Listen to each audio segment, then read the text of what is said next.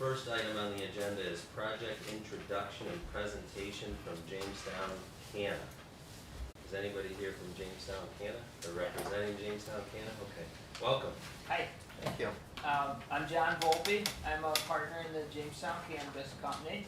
We've been working on a project for about 2 years, and we came across this property that we're going to show you over a year ago and purchased it in anticipation of the project. So it was approximately 32-acre parcel still inside the city that's really been unused forever as far as we know, and it's zone manufacturing, and we're looking to do some manufacturing there. The project is pretty large, and at this point it's really just permit pending, which is getting really close now. I think in the next 30 days we should be able to apply, and hopefully within the next 90 days have an answer. And with your approval and winning the permit, we would have a shovel on the ground as soon as possible. This is Andy Johnson from Eco Strategies. He did our whole site plan for us, and we could walk you through all of it.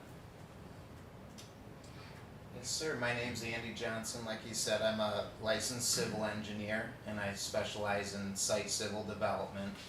And so I've done several of these projects in the city in the past, so I'm familiar with the site plan review process, as well as the other state and federal agencies that have a stake in some of this as well. So thanks for having us.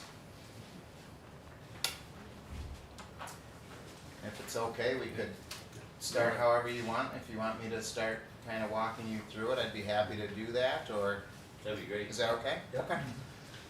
Yeah, so to start, we've got several maps. I thought I'd start with some of the maps first, just to kind of show you the big picture of the project location. And then I thought we'd segue into the actual design plans for construction. So to start out, this is a location map. As John said, it's almost 35 acres. It's at 1000 Allen Street in the city of Jamestown. And it's the second map is a USGS topographic map with 10-foot contours, so it's on the hillside up there. It's never been developed, as John said, in the past. It was always formerly either farmland or forest land. So this is a LiDAR topography map showing 1-foot contours, so it's a relatively steep slope, but it actually lends itself pretty well the way we've laid it out. This is a satellite image of the property. You can see right now it's just forest and brush area, and it's not visible from the road either.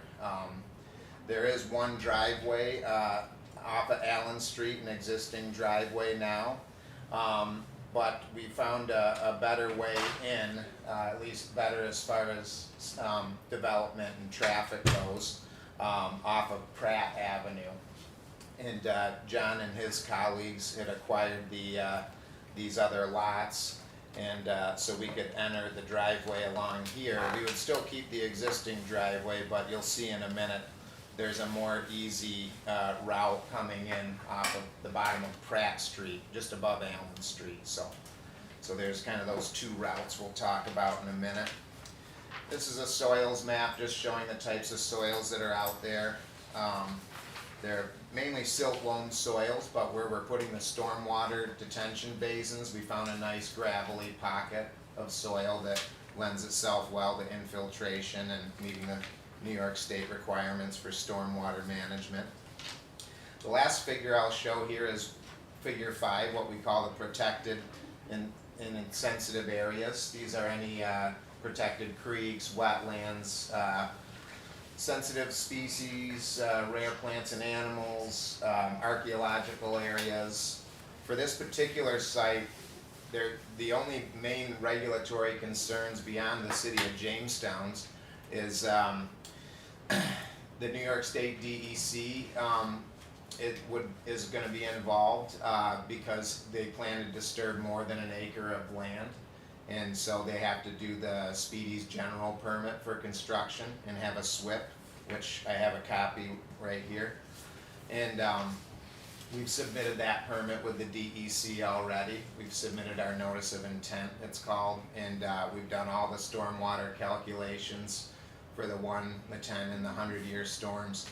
And we've also done the 25-year storm for the city.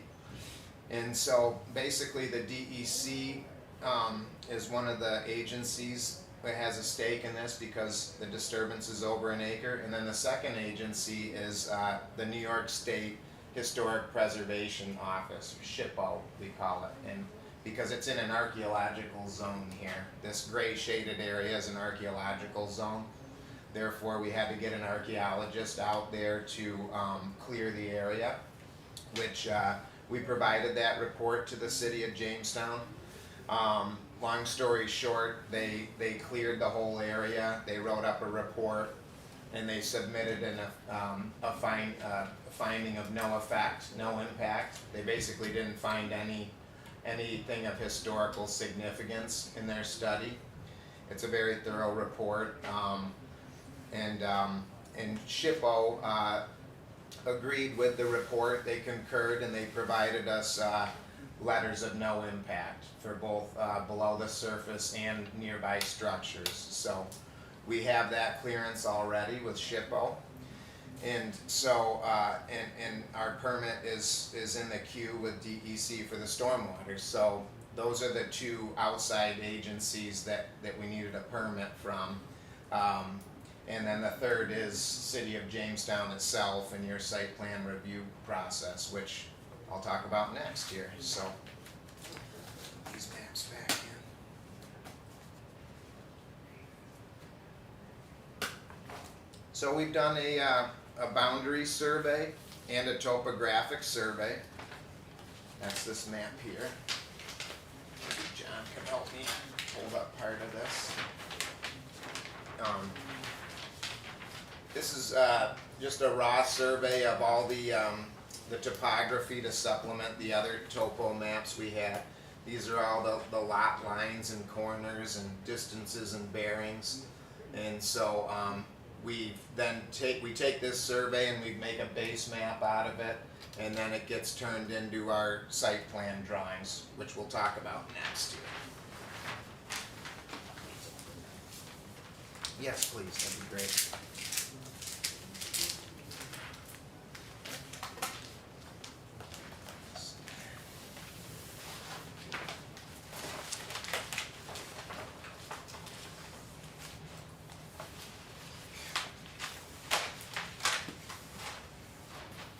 So maybe if you could hold this side here.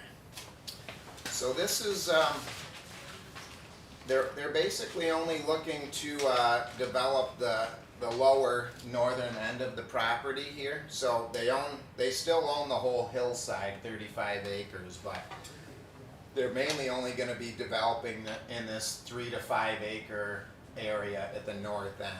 This is Buffalo Street here, this is Allen Street here, so it's right off the intersection. This driveway, existing driveway that's here now is going to continue to be there and mainly be used for some utilities. But the other driveway we're proposing, which we think is better for safety, and is right off the end of Pratt, where Pratt meets Buffalo. And they own these properties here. There was an old residential house here, which they own now. And so in terms of the topography, it's a lot easier to come in this driveway off of Pratt. And we made a little deflection in the driveway, so none of it's actually visible from the road. No one will even know it's there. He's not gonna have any signage. All he's gonna have is an address marker here, so it's gonna be very low key and out of sight. And so basically the driveway comes in like this, and then the building he's proposing is he's going to break it up into 2 phases. The first phase is going to be 100 feet wide by 200 feet long, and then the second phase would be to add on another 200 feet to that existing. So all total, it would be 400 feet long by 100 if and when it gets to phase 2. And so we balanced the cuts and fills, we nestled it into the hillside parallel to the contours, and so it kind of nestles itself nicely in there. We did a lot of green infrastructure, we preserved a lot of buffers all around us. We've done swales, and we've got a diversion ditch up above to route the water coming at the facility around the building. We didn't change any of the stormwater drainage patterns. In fact, the neighborhood and the city will see a slight decrease in stormwater runoff from the site. Everything eventually outlets down here. This is our stormwater detention basin that'll make sure that the post-developed flow rates are less than the pre-developed flow rates. And we have all that documentation in our submittal for those storm events, which is the 1 year, the 10 year, the 100 year for DEC, and then the 25 year for the city of Jamestown. So all of those post-developed discharge rates are less than what it is now. So there'll be no impact to downstream waterways for the city. And it's pretty straightforward. It's going to have water, sewer, electric, and gas. And the water was going to come off of Pratt. We've had conversations already with the BPU, and they've and everybody at the BPU, the electric, water, sewer, and so we've been proactive. We shared them the plans. We showed them, where we were going to put things, and then they showed us where their infrastructure was and what they thought was the best tie-in locations. We think the water is best suited to come off of Pratt for various reasons due to the line size and the pressure that's available. The electric, we plan to tie into the high voltage line off of Allen Street and run it right up the existing driveway. That is underground. And that is underground, correct.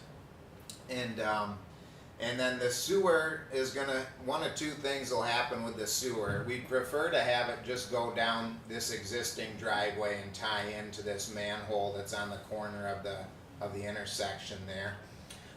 That's our preferred route, but if we can't take that route, then our plan B would be to come along the driveway and tie into the sewer along Pratt. Any questions so far on some of this? Okay.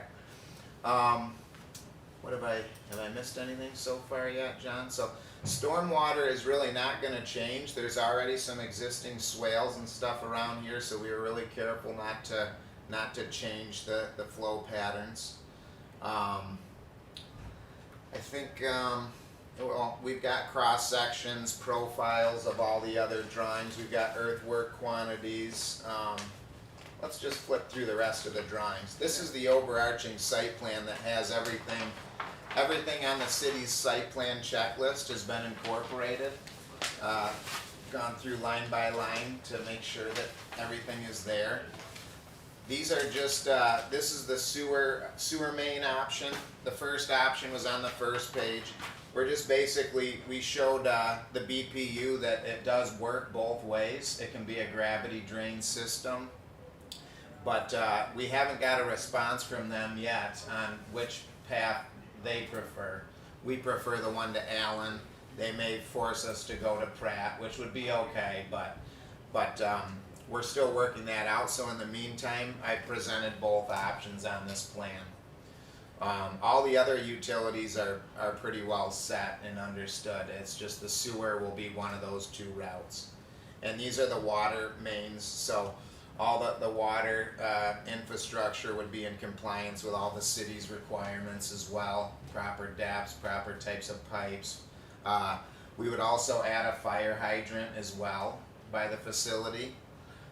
And this is just a cross section of the building footprint, so we're gonna cut into the hillside at a 1 to 2 slope and level it out, and then have another 1 to 2 slope on the downhill side there. So go to this next one here. What's the existing slope roughly right now? It is, I wanna say 10 to 12%, Mark, but let me double check here. And the soil maps will show it exactly.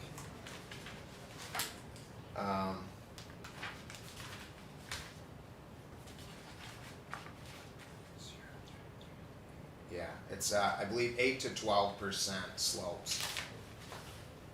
So I know once we start exceeding 15%, it usually becomes an issue that we need to slow it down a little bit.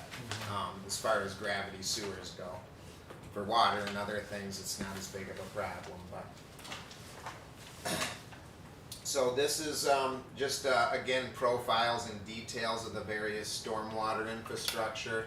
There's gonna be a little parking lot on the west end, mainly just for employees, because this is not a like a bar or a restaurant or a brewery or something. It's just for manufacturing only. So they're not gonna need a whole lot of parking spots. There's, I think, a dozen is all for the employees. But these are just storm sewer network drawings showing where we're gonna put drain inlets and drain pipes. Those are linked to the site plan. Cruise through this. The rest of these are just your typical, sewer trench detail, your gas line details, your drinking water and hydrant details, water and sewer separation details, driveway details, lighting. All the lighting would be the full cutoff lights. He's gonna have some building lights on the building itself, which would be these RAB lights, and there would be a couple pole mount lights on the long driveway strategically placed. I think we've got 3 total, one by the employee parking lot, one at the deflection point, and then one when you first come in. So again, it's very low key. No one would even be able to see it from the road. It's gonna be just kind of quiet and tucked back. Some manhole details, and then just our basic construction notes. All of this stuff links to the City of Jamestown site plan requirements. These were all the things on the list.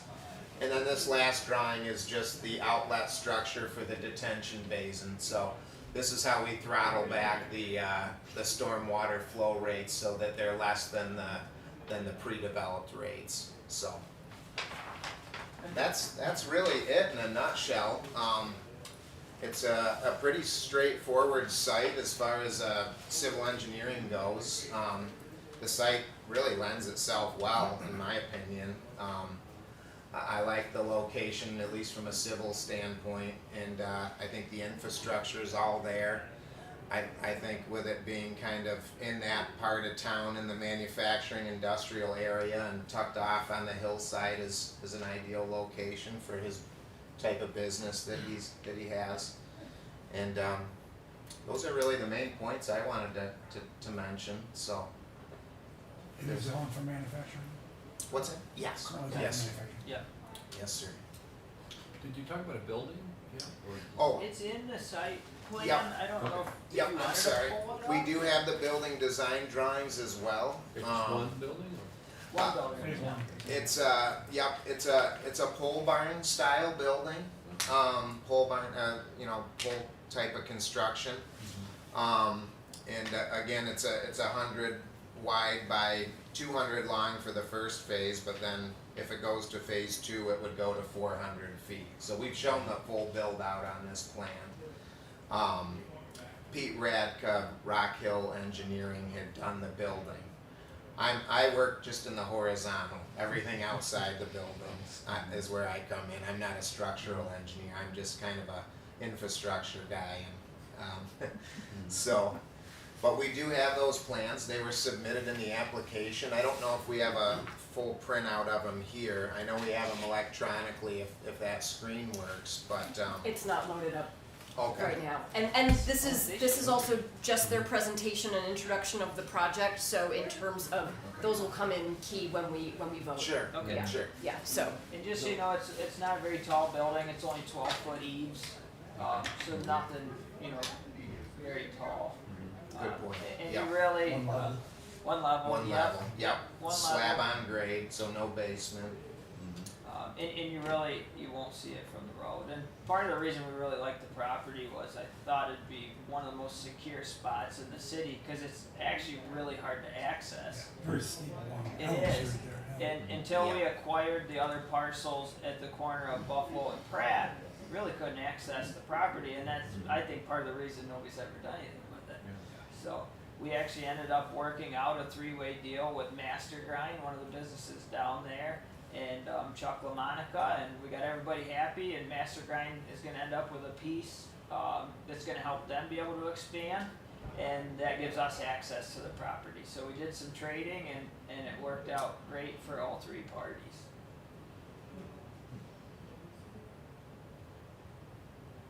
Seem to remember it was marketed originally for a hunting area. Yeah, there's a lot of deer there, I know Yeah. There's a that. lot of deals.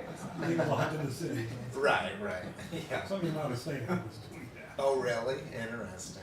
Huh. If you go way back, I think it was owned by Jamestown Brick and Block. Oh. Mm.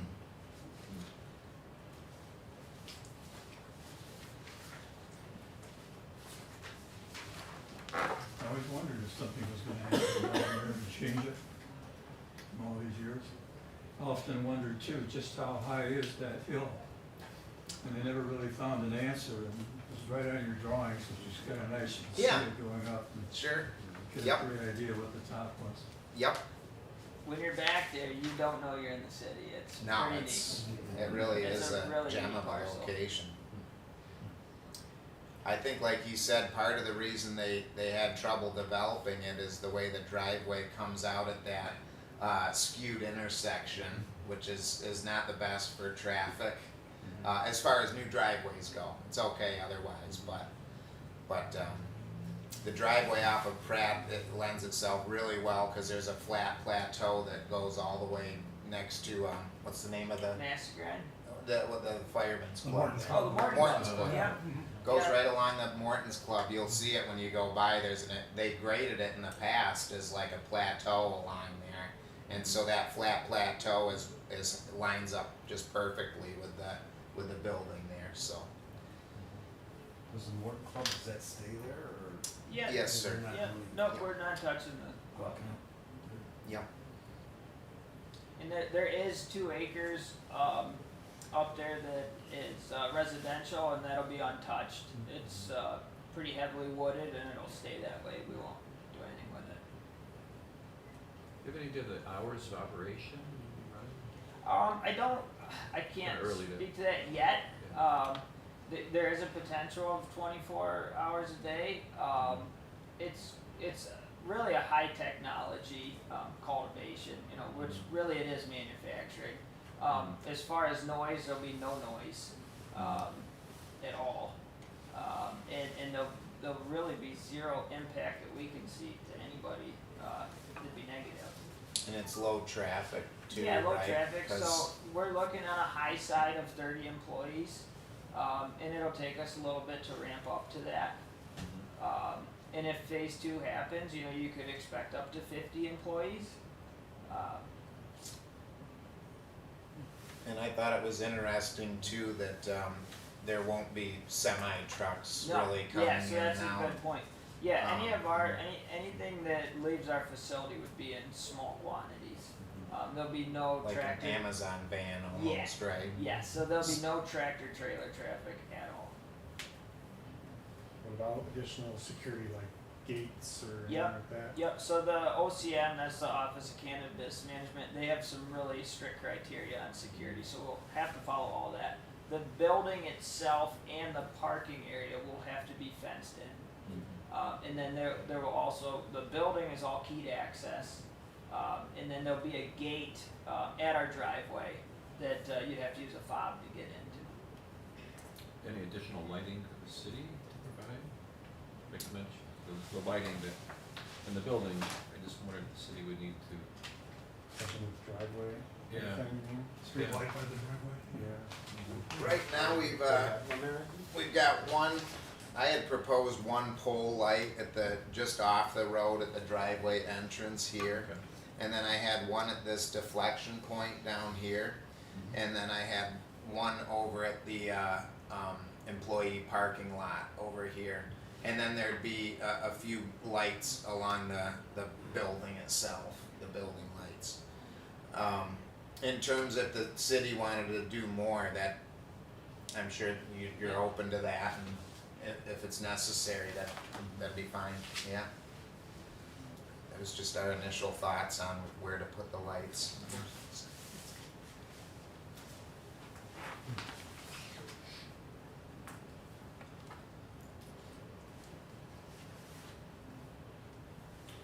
The application that you're gonna be submitting in the next 30 days, you mentioned, is that the OCM application It or is. something different? Okay. And we're hoping that it's in the next 30 days. Yeah. Do you need your site plan approval before you submit that application? Well, a letter of recommendation would go a long ways. You know, we don't believe there's a whole lot of competition in the city, and we don't even know if the city will get one or not. But I think with the homework we've done, we are giving them, we're answering every question they'll have. So, it's not just a one-page application, I mean, it's about this thick. So, we've showed them exactly how we're gonna do it, what products we're gonna make, how we're gonna make them, what equipment we're gonna use. We've got some awesome consultants, out of Toronto that have built, some really major facilities. So I feel as though we've checked every box. And even the way we structured the company itself is really what they want. Yeah, a letter of recommendation from the city would go a long ways.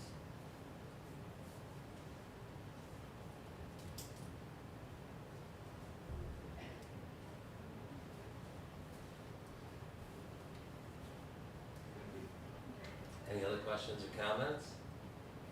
It sounds like a really interesting use for the land down there, and I have to admit, I'm really curious about what you're gonna be making in a real sense. And, but I think it's great, it sounds like it's being very well planned. And guys I used to work for would be, I think, happy hearing how you address things. So it would be, I'd be in favor of, but I am curious for more detailed drawings and seeing them as time goes on. And I can't help that because I did some of those drawings years ago for others that had to do with buildings like this, so I like to look at them. Sure. See what the new things are. That sounds great, it really does. As long as that mountain behind you stays intact, you'll be good. Very important, yes. Anything else? Thank you, gentlemen. Thank you all, appreciate your Thank time. you. Yep, thanks for your time. It's exciting to have a new employer in town. Yes. Something, especially with something that sounds like new kinds of products. Yeah, yeah. Yeah.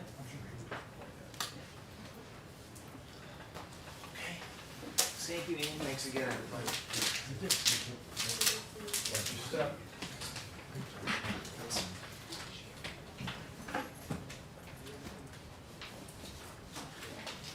Next on the agenda is the Shaw Bucks project proposal for voting. I see Mr. Johnson's with us tonight. Thank you for being here. I should say this afternoon. You must really like spending time with us. Why Didn't not? see you live. I'm missing the baseball game. Babe Ruth. Yeah. Their team's playing, but they're up 9-0. That's good. No, you should, because Yeah. it's posted. Go right ahead. Do you have anyone with you? No, Okay. I just, We had your materials, by the way. yeah, But so, if you wanted to make and we any did the- comments or. the only thing other than the presentation I did a couple months ago that changed was we'll be going 16 feet off the front of the building instead of 17, I think it was, just to keep more of an easement between the building, or the decks and the road. But everything else is pretty straightforward from where that was left off. That's on the Lafayette side On the or on the south? Second Street side. And we have an updated, survey on there, I think. That was the one that I had hand drawn and demonstrated where the lines were gonna be, but that's been surveyed now.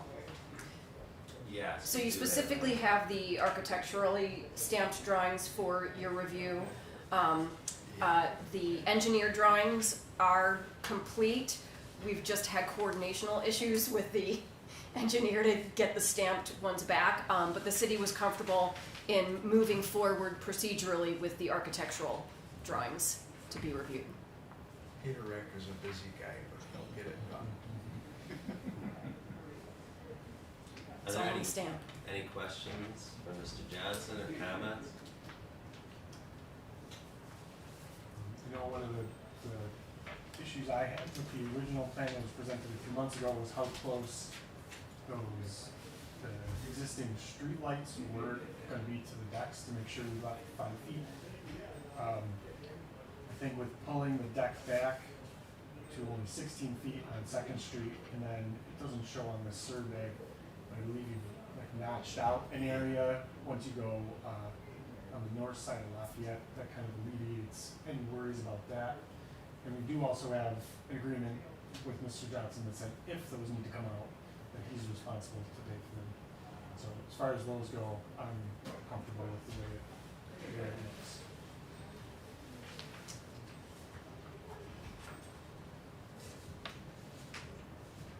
Great. Is there a staff recommendation on the site plan? Staff recommendation is an approval to move forward with both a recommendation and a contingency to demonstrate some greening of the space in terms of what that might look like when the landscaping starts to take shape.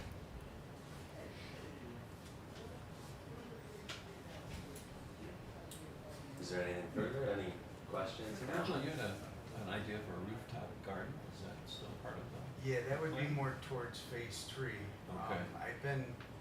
We've been talking with JCC, and I wanna, eventually it would be more of an experiential learning center for soil plant to plate, where you'd have a experiential learning center for school systems, hopefully like a 10-week class or something that you could take through JCC, but also coordinated with Cornell University Agriculture, but we haven't exactly been talking with Cornell University yet. We're working, having conversations with JCC to go further in developing a program for, and also culinary, so you have the whole agriculture, the soil plant That's a to great plate. idea. And then to encourage locally agriculture and development in those areas, and then also to hopefully push out some entrepreneurship and different types of classes that could be done with that. This is a restaurant, right? It's the first floor is a restaurant, but the phase 3 is to be able to take a student from a whole experiential learning, from learning to put books to the business plan, and that's the phase down the road. This phase is to get the 4-story decks built and get access to the first floor decks and window treatments and those things, and then So when you want fresh tomato on your salad, you just goes up, picks one, and brings it down. I would love to have like plant a plate in 15 minutes, you know, and to be able to, and then just all different types of growing, not just the soil, but the hydroponics and the other. And I'm not the expert, but I'd like to give them a platform where they could come in and give lectures and hopefully get into conferences where, you know, you could get a global kind of market that would come and experience that and have their conversations on soil plant to plate. So it's a restaurant now, Jeff, but phase 6 is world domination. Yeah, right. Is a I global like it. I'll destination. tell you, I like what I'm hearing, because if there's one thing that a lot of times the city can have, is a lack of imagination. And boy, are you bringing out the imagination going forward, so you're setting a great example. Yeah. My son always told me that you had a lot going for you. Now I'm hearing Thank it. you. Is that a motion to approve the site plan? or- Yeah, Okay, yeah, Thank it you, is. Jeff. okay. I'm impressed by what I've heard and seen today. Motion by Mr. Nelson to approve. Is there a second? I'll second. Second by Mr. Lauren. Thank you. Any further discussion? All in favor? Aye. Aye. None opposed. There you have it. We'll have to do the secret as well, Yes. right? Okay. And we do have the form here. Did anyone have any questions about the applicant's secret form?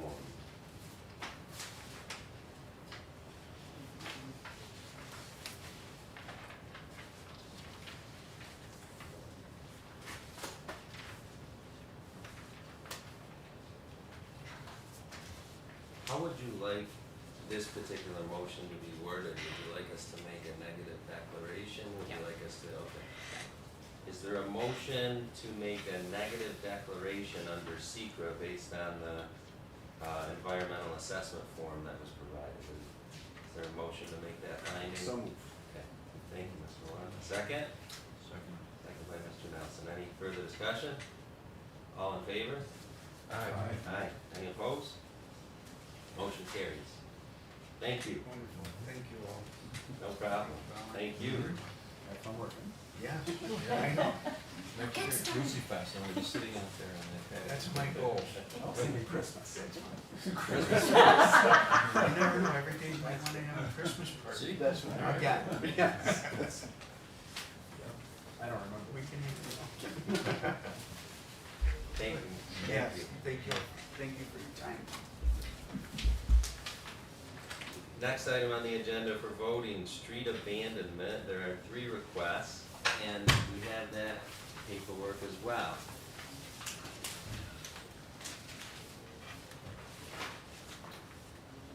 One is Collins, one is Cheney, and I don't think I have a third, but I know there was a third. Oh, here it is. Have it? Yep, yep. South of Pratt Street. Is anyone missing any of the 3?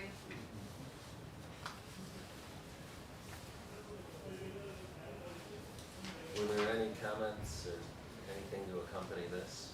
Not really. I mean, I think the maps to a certain extent are fairly self-evident, especially on 2 of them. That the paper streets that are otherwise still within the city's ownership are not, I mean, they're grown in, nature has reclaimed them. They still exist as part of city property. But the abandonment of them would enable them to be sold for private ownership in terms of becoming parcels under private ownership. And is the Cheney Street, is that a pass-through street now, or is it paved? So Cheney Street, so if you look at the top image, Mhm. which is the Google image, it is a pass-through. But if you look at the GIS parcels, it shows something very different. Mark, you're saying it's not a pass-through. So you can get, it's a paved street. It was Yeah. the corner from Scott Street on the east side up to this parcel has been already sold. Okay. There is a solid, there's an up curb all the way through, so from Crescent, you cannot get to that. And I see that. Yeah, you can't get to that. So the other part of that street is already sold. Correct. And the city doesn't own any of it. Correct. But you said it did connect to Scott Street Yeah. on the other side? So from, if you look at the bottom, it's a little hard to see on that drawing, but Cheney Street, that's where Cheney Street is now. That section is technically no longer Cheney Street. I see. I mean, it was constructed as one at some point, but. And in the sections below that, we have some stormwater, so we maintain storm utility easements in those. It would be the same for whoever purchased this. The city would maintain storm sewer easements, utility easements. Is someone looking at that?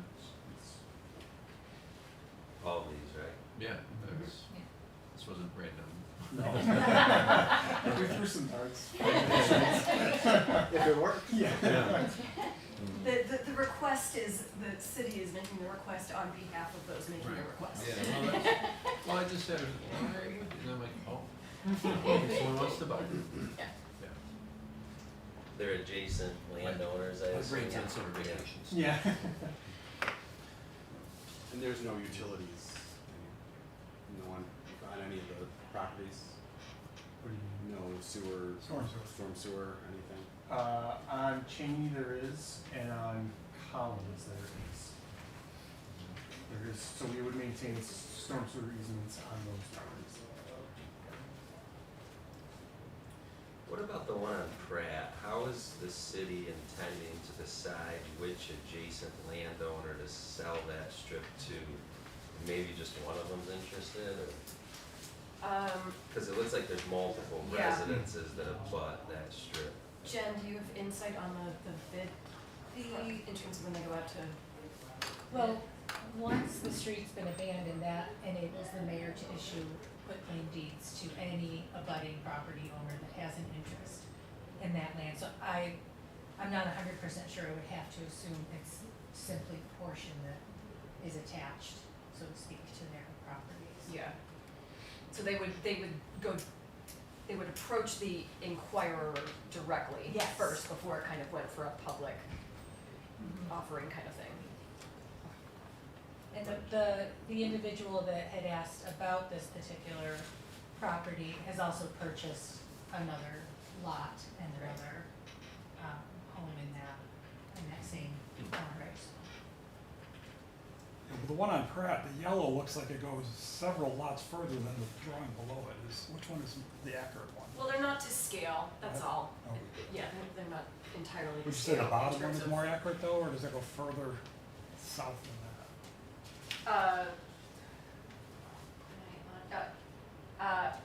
You know what, I'm not clear, Brent, but Okay. I don't think so. It's just all grown in, it's all nature reclamation beyond that. There's two houses but represented by those purple Yeah. dots there. I went off the bottom map of the GIS parcel Mm-hmm. in terms of where I kind of put that polygon in. So Yeah. on the GIS map, it actually ends, the parcel ends, whereas in real life, it's just more trees. But those are separate parcels, so there's only Right, two right, parcels. yeah. as- Yeah. So whoever owns those two parcels probably. Correct, yes. Do we know if the property owners who live on Harris own those two parcels, or whether it's someone else? I'm not, I know one of the parcels is owned by the interested party. I'm not sure if they also own that second Oh, okay. parcel.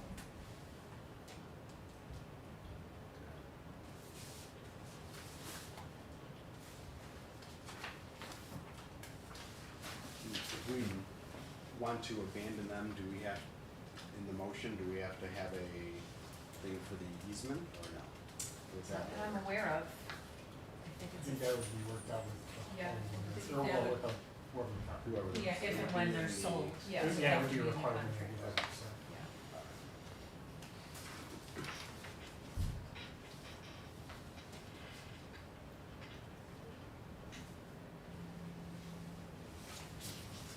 And the staff has concluded that the city has no use for these parcels, right, other than the storm Yes. sewers? Yeah.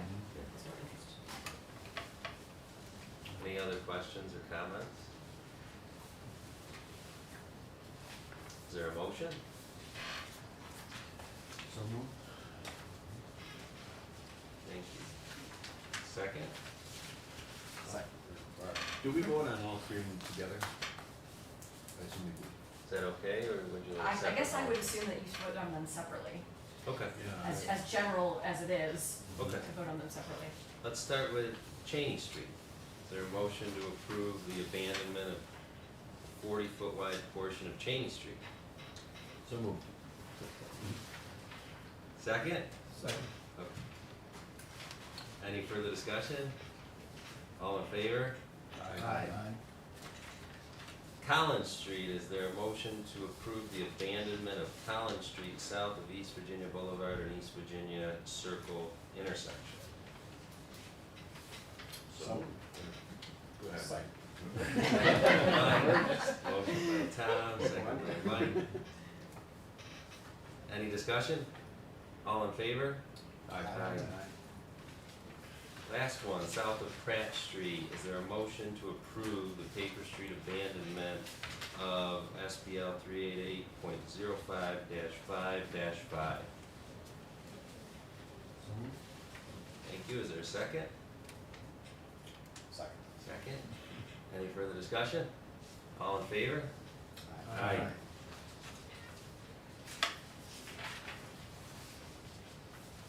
Anything else with those that we need to do? Okay.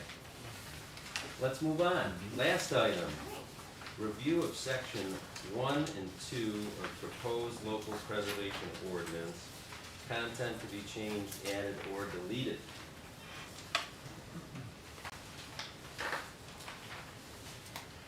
Put on a different hat next.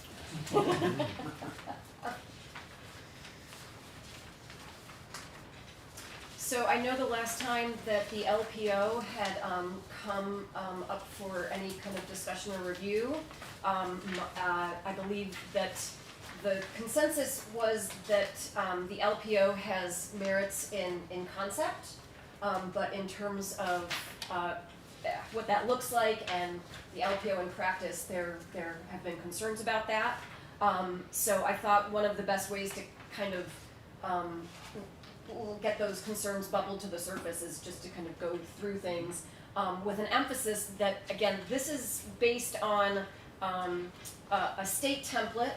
All the state templates are very similar to each other because they're based on a federal template. But ultimately, the ordinance can say whatever we want it to say or not say whatever we want it to not say, however we want to say it. So I'm literally just going to start at the beginning. So as of August 2023, this draft of the Jamestown Local Preservation Ordinance is a local law relating to the establishment of landmarks, historic districts, interior landmarks, and scenic landmarks in the city of Jamestown, New York. And just stop me, raise your hand, interrupt me if there's anything that bubbles to the surface. Sorry, Ellen. Yeah. Is this verbatim from the template, or have we made modifications already? There have been modifications Oh, there made, have. but it's all based Okay. on the template. I see. And I'm happy to kind of point out some explicit sections that are not part of the template necessarily. Okay. Yeah. Yeah. Sorry for interrupting. That's all right. No. That's why we're here. Okay. Jamestown City Council finds that there exists within the city of Jamestown places, sites, structures, and buildings of historic or architectural significance, antiquity, uniqueness of exterior design or construction, which should be conserved, protected, and preserved to maintain the architectural character of the city of Jamestown, to contribute to the aesthetic value of the city of Jamestown, and to promote the general good, welfare, health, and safety of Jamestown and its residents. The Jamestown City Council subsequently acknowledges the need and requirement for a Historic Preservation Commission as the governing body to carry out the mandates of this law, inclusive of directives from or recommendations to City Council. And so that's just kind of setting the stage in terms of, again, the general why and the concept of the ordinance. All right. Section 1, title, this local law will be known and cited as the City of Jamestown, New York Local Preservation Ordinance, otherwise known as LPO. Its purpose, the purpose of this law is to distinguish the role of national historic designation to structures and areas as determined by the National Park Service from local historic designation of structures and areas as determined by the City of Jamestown, New York. And John, that is different, that is not included in the state template. Purpose B, secure structural assets from unnecessary, illegal, and or undesired demolition, alterations, and or modifications that are found to diminish, adversely affect, or eliminate their innate and fundamental contexts and origins, including but not limited to historical, architectural, cultural, economic, or aesthetic legacies. The securing of assets is to 1, cultivate and promote community awareness, knowledge, understanding, appreciation, and civic pride in the beauty and character of the city of Jamestown and its accomplishments of its past and perseverance. That is also not part of the New York State template. Number 2, provide a framework for appropriate reinvestment in the city's landmarks and historic districts that ensures new design and construction, sequence of implementation, complements the city's historic resources, and conforms to the standards of the historic district. Number 3, ensure an informed, balanced, intentional, and auspicious development and advancement of the city of Jamestown as an enduring city of appeal and function. That is altered from the state template. Number 4, enhance the visual character of the city by encouraging design and construction that is in alignment with the city of Jamestown's historic buildings. Number 5, protect and advance the economic benefits of historic preservation to the city of Jamestown, its residents, workers, and visitors. That is not part of the state template. Number 6, protect and progress property values in the city of Jamestown. Number 7, promote and foster private ownership and stewardship of historic structures. Number 8, identify as early as possible and resolve conflicts between the preservation of historic landmarks or districts and alternative land uses. Number 9, conserve valuable material and energy resources by ongoing use and maintenance of the existing built environment. So, part 3, enabling authority. This is really out of the federal code, ultimately, from the National Park Service, so that really is not open to modifications in terms of the enabling authority. Part 4, commitment to diversity, equity, and inclusion. This is not part of the state template. The city of Jamestown recognizes the consequences of past policies that had adverse and disproportionate impacts on minority or marginalized communities. The city's local preservation ordinance prioritizes the crafting and implementation of policies that ensure minority and marginalized communities are heard. Sorry about that. Mm-hmm. What is the intent with that priority that's identified in the second sentence? I mean, has the LPO been crafted in that way? No, that is not part of the state template. Okay. So Have the DEI, sections. yeah, so the DEI part is not part of the state template. Are there sections that we're proposing to add to this document, which is the LPO, that craft and implement policies that ensure minority and marginalized communities are heard? Or is that sort of just like a policy statement that's put It's in a there? general policy Yeah. statement right now. So in terms of how that unfolds and evolves from this, the short answer to your question is that for later sections of the LPO, this would probably show up in community engagement policies in terms of, you know, how those would be conducted and that sort of thing. But again, this can kind of unfold however we see fit. I do see it as a relevant and useful part to the ordinance, and however general or specific that becomes is something to be determined. Thank you. Yeah. So section 2, creating, designating and amending local historic landmark districts. The authority comes from the commission that shall designate landmarks or historic districts within the city of Jamestown under this local preservation law. Or it shall come from a commission that shall delineate landmarks or historic districts and recommend them to the governing board, being city council, for designation under local law. Do the members here have any thoughts as to whether there should be a dedicated commission or just a recommendation, a group that recommends things to council, or should it be an independent body? I think a diverse group of thinkers that are people, not sitting on council, So an and working independent in body. the city, try to form that or work with it. Okay. You already have enough to do, Brett. I mean, that's one way I looked at it, but I think council might want a say in it too. So. Certainly, it would function somewhat similarly to planning commission, depending on the projects. Mhm. They would come to the historic preservation commission first, and then they would, in terms of approvals or recommendations from that board, Yeah. then move to council for a final green light or red light, yeah. But otherwise an independent body. Mhm. Would this commission fall under the planning commission? No. I mean, well, I don't know, should it? I don't know. I guess it could. We can make it whatever we want. So, I mean, a project like Shawbucks, Yeah.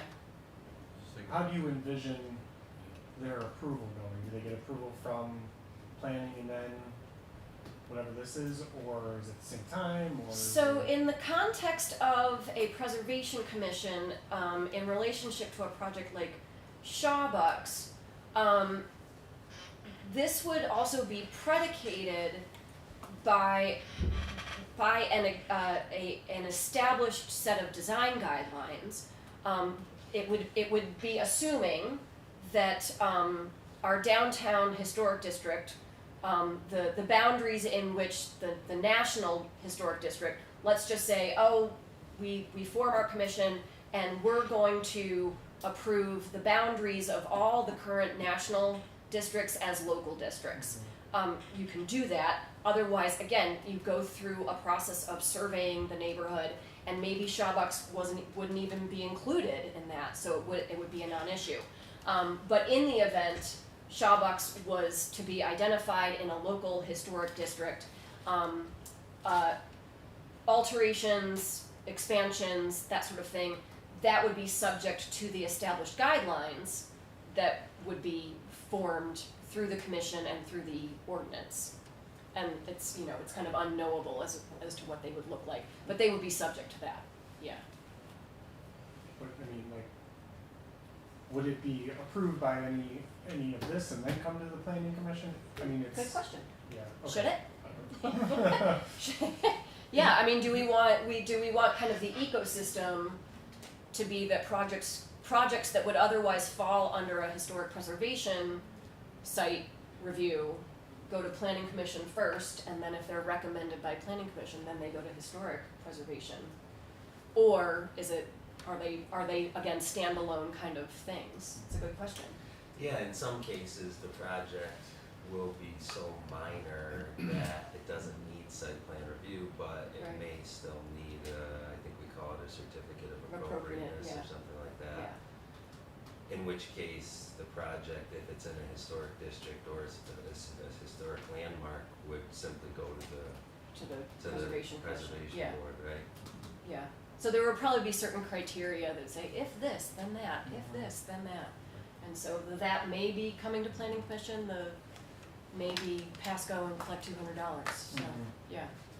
Because anything you do with bringing it up in the sense of, this is history, we want to keep it here, it still has to blend in with the rest of the community or Yeah. the Well, the area. structure itself would have to kind of check boxes, to kind of qualify as a significant structure, to be subject to the ordinance itself. And so there can certainly be significant structures that may not be considered historic. It's almost really hard to do that these days because, again, 50 years is the minimum, so we've got lots of buildings from the 70s now that can be considered for historic significance, which Yeah. is hard to think about. You're sitting on one. I know, right? Right? Seriously. Yeah. Yeah. Yeah. Yep. Yeah. So there's a lot of variables that, again, later parts of the ordinance would also tie back to, but we certainly want everything sequentially through the ordinance to kind of make sense and be clear as it feeds into the rest of it. But I guess what I'm hearing is that the Preservation Commission would be an independent body that could make recommendations. make recommendations. To the council for Yeah. approval. So some things would go before the planning, all things would go before the planning, Right, and then some things would go before this right, historic preservation. right, Okay. right. It's important from starting with the people that are living out there around it Right? to the city, different agencies that are involved, that there's a working together that tries to get built in that. Because if you've got one group that's overriding another and putting something in a neighborhood that people don't really want, and they feel like you're just pushing it on them, they have no say, it's gonna create more problems and you're gonna make good new things.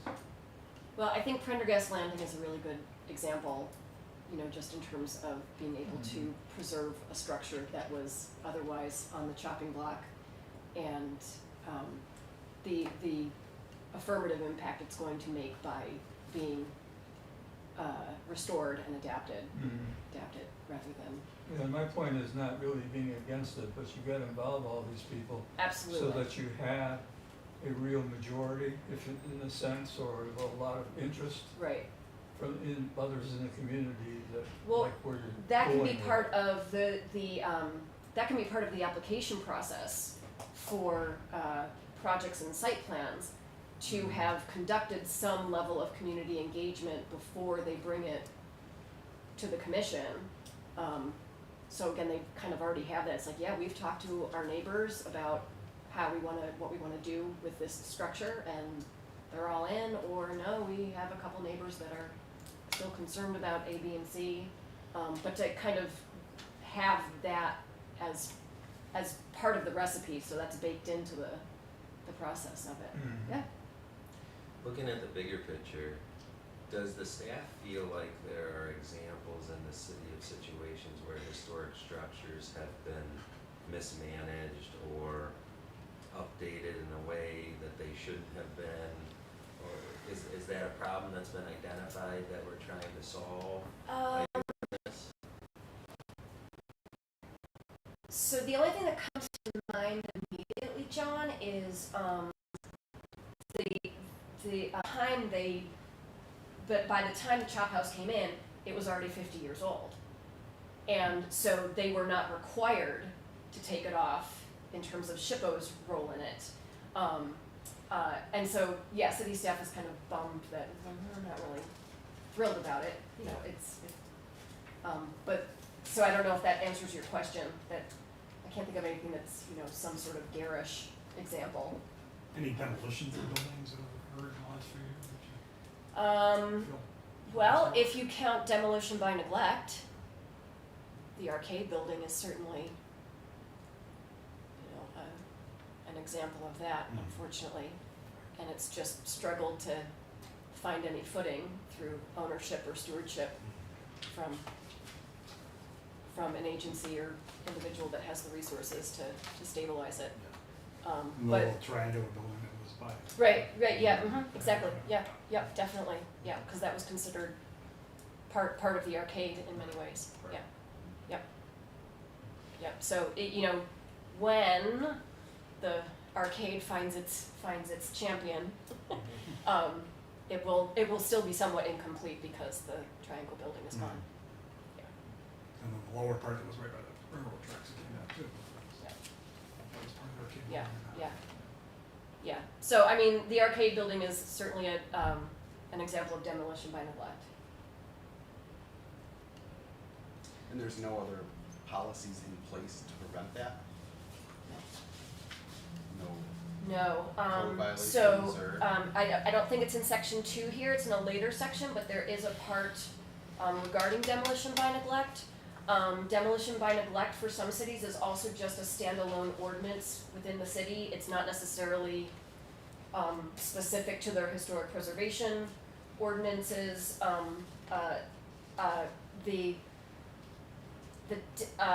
Demolition by neglect, but also demolition delays. Those don't tend to be standalone ordinances, but they tend to be a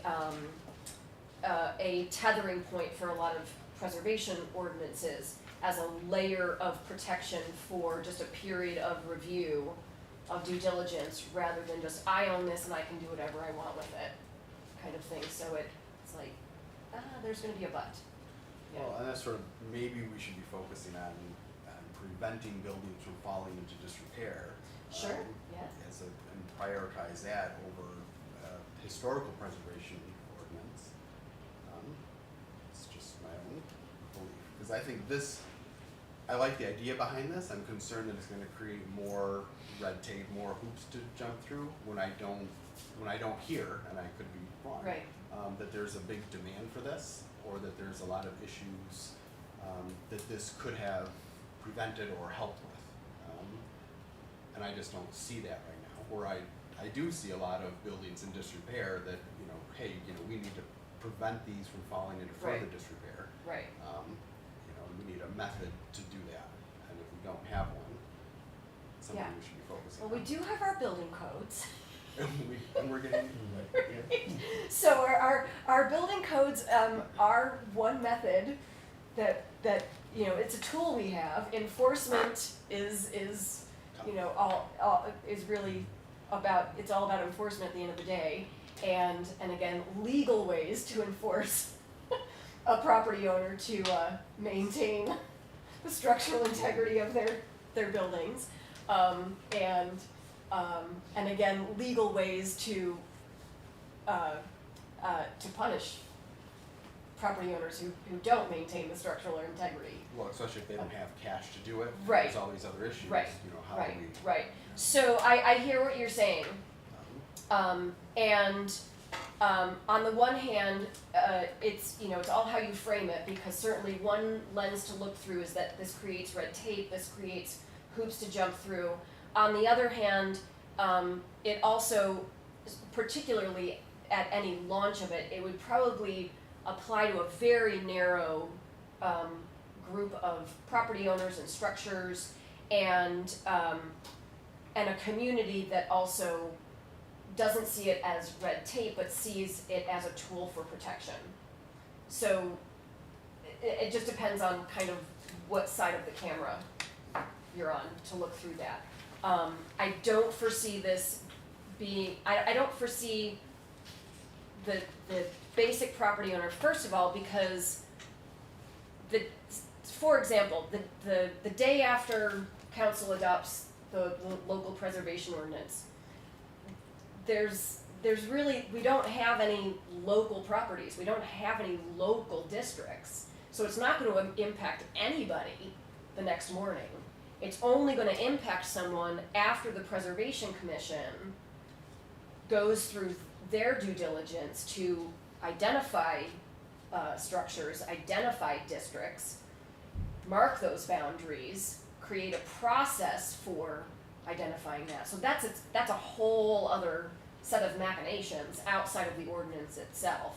And so I understand your concerns in terms of not making it just another bureaucratic tool that affects everybody. And I guess it depends Yeah. on how the level of that bureaucracy. Like when we go down, Right. are we, going down to paint colors? Are we going down to, physical improvements of the property? Or are we focusing on the overall big picture within this, and how do we relay that to? Right. That really is outside the scope of the ordinance. And what's interesting about preservation ordinances is that they, so design guidelines become part and parcel. On the one hand, they are separate and respective to the ordinance. On the other hand, they work hand in hand with each other. So it's kind of cart and horse. And so to say, well, are we going to get down to paint colors? It's kind of like, well, yes, but not in the ordinance. That's going to be in the design guidelines. So it's kind of like, how do you parse those out, because they have to work together. So on the one hand, the short answer is no, there's going to be nothing about paint colors in here, but there's going to be something about paint colors in the design guidelines. And again, those design guidelines can say whatever you want. Oh yeah, and it's not that it's not what they say. It's that there's another step for somebody to take in order to do a project, and you want that to be Right. seamless and easy. If they live in a particular district, Right. if their home is a contributing structure to that district, so even within our national historic districts in Forest Heights and Lakeview, downtown not so much because it's not as residential, there are homes and properties within the boundaries that are not contributing structures. And I'm not enough of a preservationist to know how kind of all of that shakes out. It's like, well, why are they in the boundaries then if they're not a contributing structure kind of thing? Like, those are what the, you know. So when the boundaries are set, you could take out some that aren't Yeah. contributing structures. Yeah. And those rules wouldn't apply. Yeah, and I mean, it's entirely possible that there's a scenario of the LPO being adopted, the commission being formed, and they start to look around the city for, you know, historic districts, and they can certainly use Forest Heights and Lakeview as references, and that commission might say, I don't think Forest Heights should be a local historic district, or they could say, oh, it should go past McKinley, why does it stop at McKinley, it should go, you know, 2 more blocks kind of thing. So, yeah, there's a lot of scenarios that can play out. I would think someone who's looking to buy a house in a historic district would be interested in, how do I, if this is what I wanna buy, Mhm. this is, I'm into this, I wanna buy this kind of a house, they would wanna know what are Yeah. those rules and regulations to comply Yeah. with them, and they might wanna know what did it look like in 1890 Right. when it was built, you know? Right? If you're gonna live in it, you can't have a new kitchen. No, it's only the exterior. It's only the exterior, yeah. It's only the exterior. Yeah. Well, there right. can be interior landmarks though, which I didn't hear about until I read it in here. Yeah, Oh, right. so something like the Daughters of the American Revolution house, that Oh, certainly has yeah. that has a Yeah. historic interior, Right. yeah. So there are certainly examples like that, but they're mostly museums. Right. They're not usually private residences, Yeah. Mhm. and that sort of thing. When it comes to things like this, though, working with the city, in a sense, parts of the city, but the city as a whole, I've come to over the years to really appreciate the idea that I heard from so many different people. It's coming out of City Hall and people that are working on these committees and everything else, the word has really got to get out to the broader public. We need to have people living in the city interested in the city and where they're living. And we've lost a lot of that over, let's say, the last 20, 30 years. And so when these things are being done, the more news releases that go out is not bad. Depending, you know, as long as you're not overdoing it and getting conversation and stuff going and people looking at what's Well, going on. historic preservation is not a one-size-fits-all for any city. No. And again, my experience, as limited as it is, has been that there's always ongoing conversations and debates around, you know, what it should be, what it shouldn't be,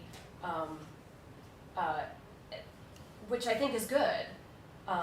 It should never be a static thing. Like, it's not just that the LPO is passed and then it's just kind of an absolute thing that lives in a bottle someplace. But I think I think if there is a committed consensus that the building stock and housing stock of the city is of historical and or architectural significance, then I think that we owe it to our building stock and our housing stock to honor it and uplift it through a mechanism like an LPO.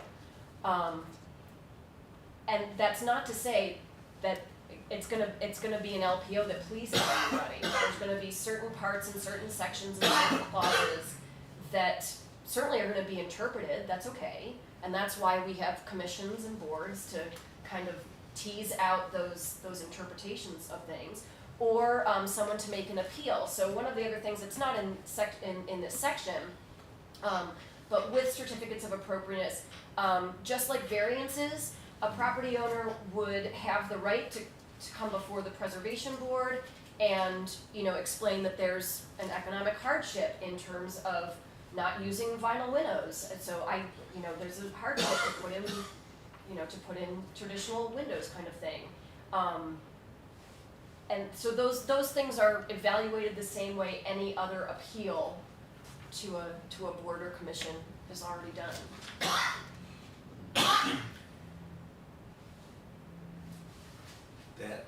that seems like a good idea, to have Yeah. that sort of provision in there. Of course. I was thinking about, when I was reading through, though, the idea that economic hardship isn't defined, right? So then the planning board would be in a position where it would have to try to interpret what constitutes an economic hardship and Yeah. what isn't. Well, And the, then- yeah, and the ZBA has to do that when they review an ordinance, I mean, when they review a variance application that is also, appealing because of an economic hardship. So, yeah, and again, that's why you have a governing body to kind of tease that out. But the important thing with the governing body is make sure everybody out there understands what you're doing. Yeah, easier said than done. Again, in my Oh, it limited is. experience, I've come across a lot of municipalities that are constantly trying to kind of update their public engagement. I can't think of the city, but I came across one where, you know, there were issues with people buying a property in a historic district and they didn't know it, and they went to do alterations, and all of a sudden they were confronted. I was like, I have to follow all these rules. I can't put vinyl windows in, kind of thing. And you know, the appeal process is partly because that is the nature of private property ownership, that you have the right to do whatever you want, kind of thing. But then again, we have building codes that say, no, you can't do whatever you want. You have to maintain structural integrity. You have to keep junk and debris off of your property. So, you know, it's that tension between do whatever you want, but don't do this, and do whatever you want, but don't do that. So, it's the same kind of thing. The design guidelines would have to be approved by city council, I assume, right? Yours is an excellent question. Yeah. Yeah. Yeah, and so when I read through that and I think about this and I think about that, it seems like you all, the staff, and maybe us to some degree, could spend a whole lot of time on all this. But if city council is not committed to the idea, then, you know. From a procedural standpoint, what I believe the sequence is that the LPO is adopted, commission is formed, commission creates guidelines. And the guidelines are informed by the Department of the Interior. So they wouldn't necessarily have to be approved by city council. I don't know about that, so that might be the final part of that ecosystem that has to happen. But planning commission wouldn't necessarily be the governing body to do that. It would be the historic preservation commission. That would be like, all right, now we've got our preservation commission. All right, everybody, let's get to work on our design guidelines. All right, here's the Department of the Interior that says ABC, I guess the point that I'm trying to make and not doing a very good job is that a lot of this may be time wasted if city council isn't committed to creating historic districts. And I'm not saying necessarily that that's bad or good or right or wrong. I'm just saying there's a lot of effort that goes into creating this and fine tuning it and everything else. And if you have city council, and of course city council changes, but you could have some conversation with city council as to what are your thoughts? Maybe Brett can tell us. Right.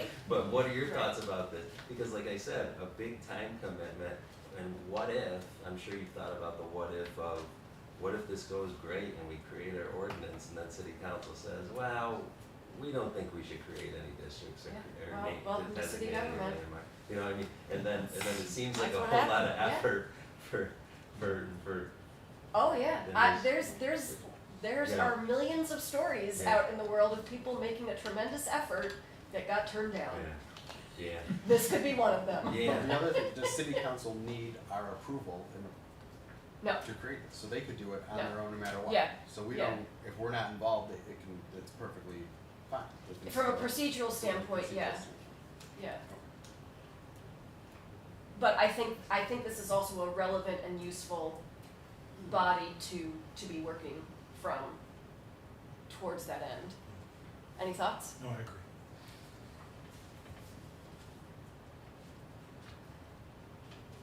So we digressed a little bit. Do you want to go further into section 2, or should we table it for, with any kind of recommendations to me? Does the staff have any ideas on what it would be recommending in terms of historic districts, historic landmarks?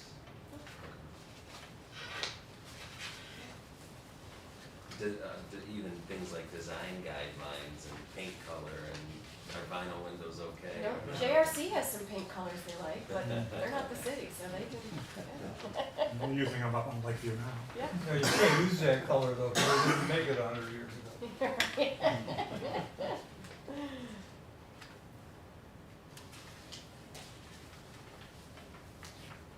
It's a confusing world that we people have made. It's complicated, yeah. There's a lot to do and a lot of communications are necessary. Yeah. And where's the closest municipality that has a working? I think, I'm pretty sure Ellicottville has an LPO, but I can. Do they meet regularly? Oh, I No, they don't know. Yeah. don't know. There might be one at Chautauqua on stage. Yeah, there's probably, yeah, I'm That's- sure yeah, there's, Definitely, yeah, National Historic Designation. right? yeah, And they do have guidelines. yeah, Brother-in-law ran it too when he was trying to close his windows. I bet, Oh, that's right, I remember that Yeah. story. Yeah, alright. yeah. But I do see vinyl windows at Chautauqua Institute, so I, you know, they definitely, And vinyl railings up there. right, so. If the commission at the Institute is okay with vinyl.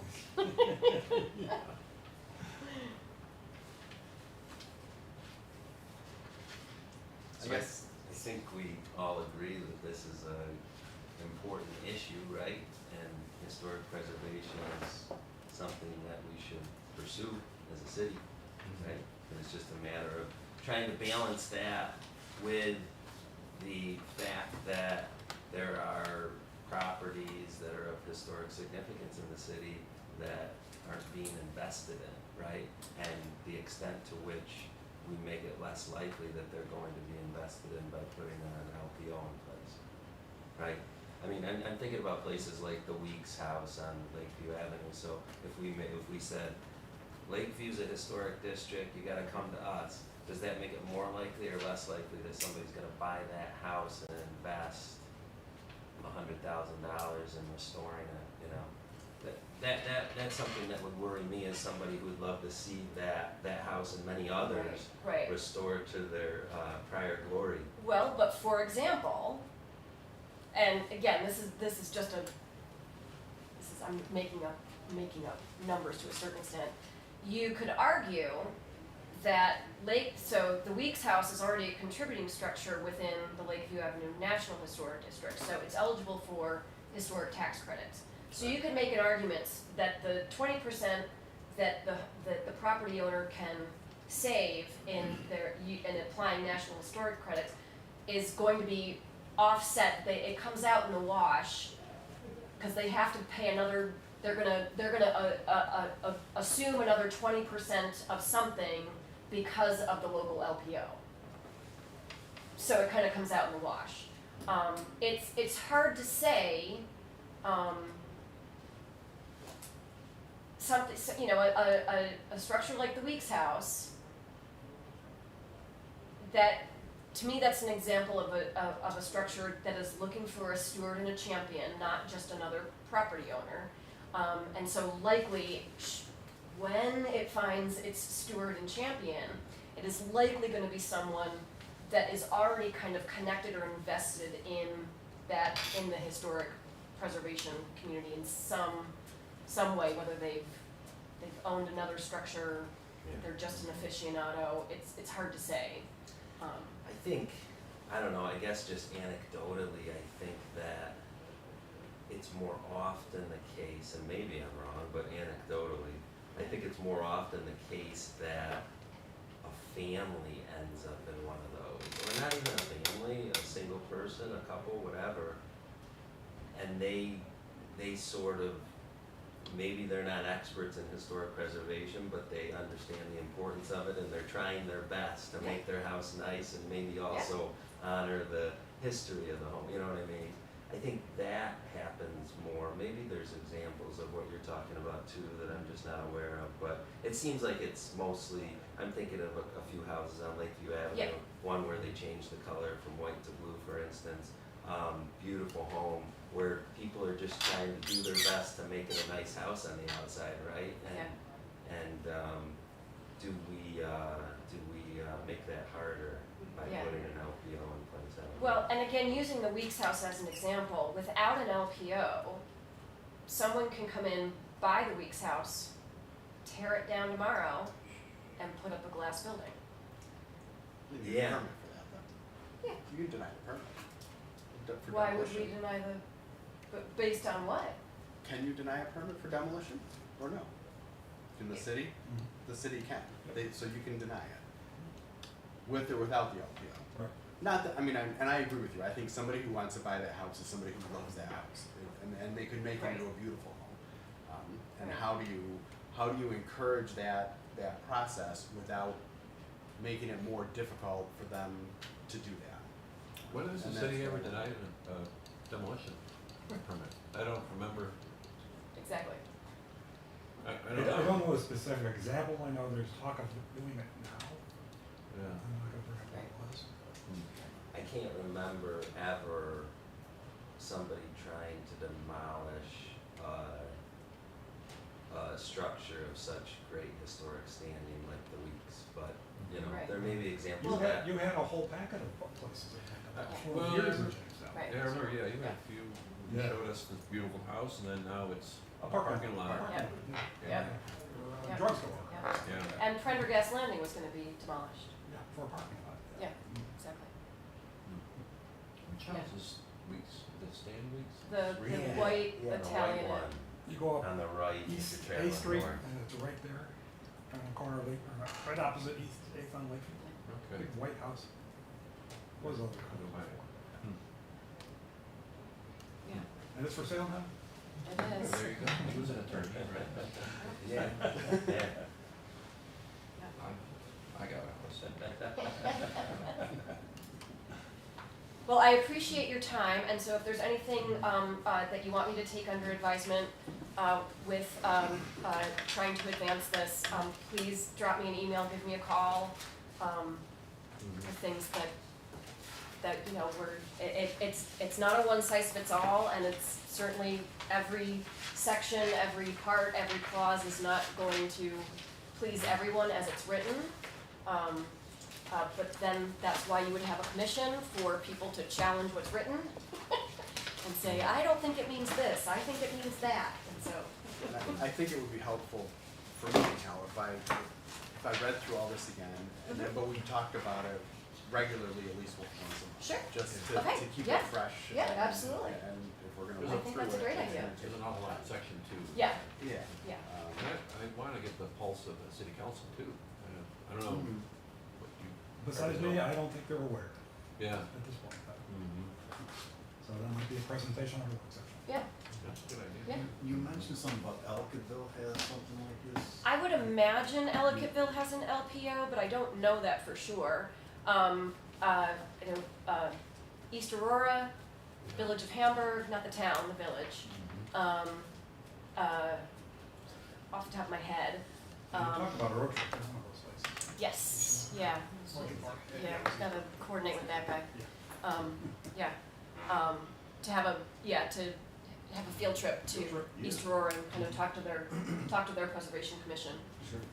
and I'm sure they have plenty might of be- tales to tell. It might be good to see their LPOs too. I think you might have circulated one of them at one time. Yeah, I think I or did, something. yeah, and, yeah, I can do that again. It's probably similar to the template, or maybe It it was. It was- Yeah, most of them. I came across some, you know, some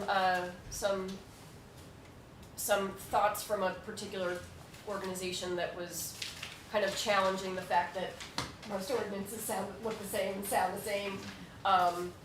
Basically trying to encourage municipalities to really kind of get their hands dirty a little bit and try to find ways for the templates to be fleshed out to be very specific to that municipality and not just rely on the state template to be a one-size-fits-all kind of thing.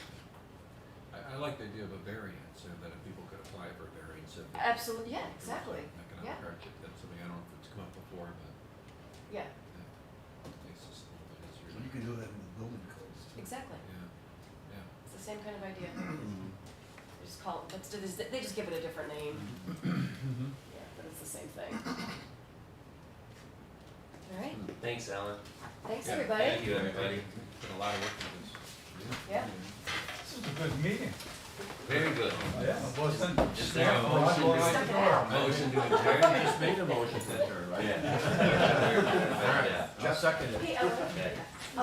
were there any thoughts that you needed to share with me about Jamestown, Canada, or Shawbox, Something or? else too louder.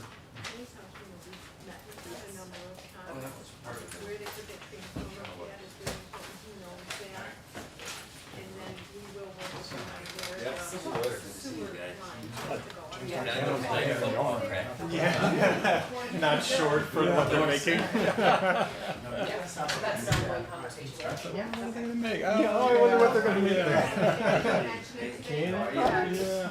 I think there was another growing operation there, but there is on snowball cannabis. They're not growing the cannabis yet. Yeah, apparently it's in Georgia. Yes, yeah. In that big brick building, that Falcon Enterprises or Is whatever. there anything Yeah. that you Yeah, they're want growing to hemp up there now. consider, They just bought a big in piece of terms property of behind it. their Yeah, project yeah, from the city, next yeah. month, or should it Right, that was gonna be wait? where Do you the, feel like, oh, can the you wait the until DPW October? It's not ready yet. Just so I Or can someone said, hey, that's advise full of them. concrete. It's like, hey, Yeah, presentation in trees May. and- Are you ready to present for a vote next month, or yeah, You've that gotta- was a good plan. we've got to step back for a month? No, I think that they. Well, we got that electrical Right, panel okay, soon. And I Finish it up. definitely went, hi, it's good to see you. Nice to see you. Yes. That's a huge economic development project in Jamestown, Canada. It is. You're gonna take a property that's not been developed to build something and to have employees. Also, the state office of cannabis management is making them do a lot of energy efficiency planning, so we've worked with them on that. They have to have uninterruptible power, so they have to have backup. Even though we have great utilities, I mean, that's what we're working with them on. So I think that probably he's gonna have his structural people talk about that. the draft. Yeah. Yeah. Who do what? For Oh. Post Journal, he just. Thank you. Yeah. So I think maybe next month when they bring it for a vote, that, that'll come. Okay. Yeah. Okay. This is a fun meeting today. We Lot did. of lot of meat to it. And Dave Leathers I gotta did provide run. a letter, thank you, We'll Jeff, see it's ya. good to see you. Nice to see you. To the Office of Cannabis Management, which again, John Volpe might mention, that we, Yeah. we sent that directly to the Office of Cannabis Management in hopes that it would Okay. hopefully lead them to get their permit Right. a little bit quicker. Right. Because I can't see him starting a project in the middle of winter, he needs to get it started. Yeah.